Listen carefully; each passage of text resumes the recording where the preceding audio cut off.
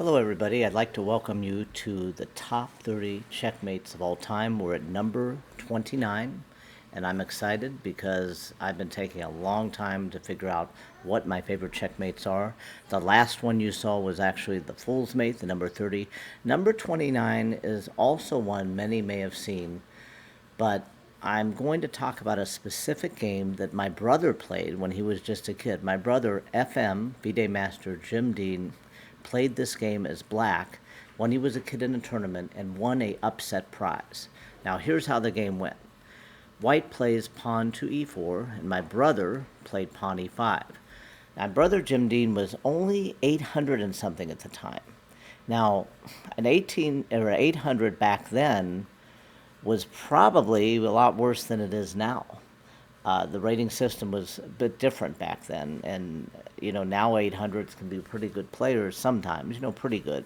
Whereas then, generally, they weren't. But my brother was on the rise. He was heading right up. And so his opponent played knight f3. My brother Jim Dean played knight to c6. And his opponent, who was almost 1800, by the way, so almost 1,000-point difference, I believe, played bishop to c4. Good move for all, getting the bishop out, all regular moves. But guess what? My brother then played knight to d4, moving the same piece twice in the opening. Usually not the best thing to do, and there are plenty of good moves here for white. But this whole knight to d4, the knight coming here, is based on a trick. And no, you do want to take that pawn. That would actually be a good move. But it's based on a trick to get white to take this free pawn. But it's poisonous. So once my brother's opponent, the almost 1800, played knight to e5, can you guess the best move for black here in this position? Go ahead and pause it and see if you can guess. Okay. If you said queen out to g5, you were correct. The queen gets out early and is threatening both the pawn on g2. Oops. Let's go ahead and redo that there.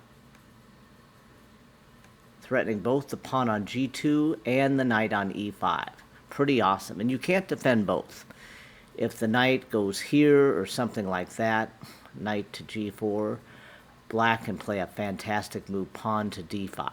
Now the bishop is threatening the knight as well as the queen, plus this pawn is threatening the bishop here, so that's no good. Instead they castle, well, they could castle, but then the queen is going to take the knight. And at this point, that might be a pretty good thing to do. But what most people do is they look at their own attack, where they're double pressuring that f7 square with the knight and bishop. And sometimes they take with the bishop, but in my brother's game, the almost 1800 played knight to f7, thinking, hey, I'm going to win that rook, that black rook soon. My brother, of course, played queen to g2. Now, the almost 1800 probably thought, well, wait a minute. If I take this, I don't want that queen to take my rook on h1.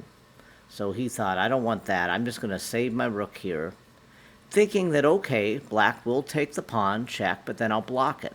Well, guess what happened? Queen takes pawn.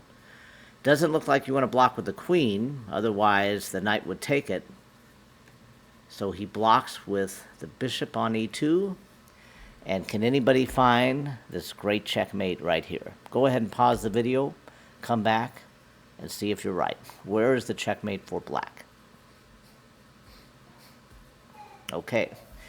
If you said knight takes c2, that's a good move, but it's not checkmate. Knight takes c2 check, and they would have to, after knight takes c2, take with the queen, and they'd lose their queen, and black would be great. But he would still have to play the game and no checkmate.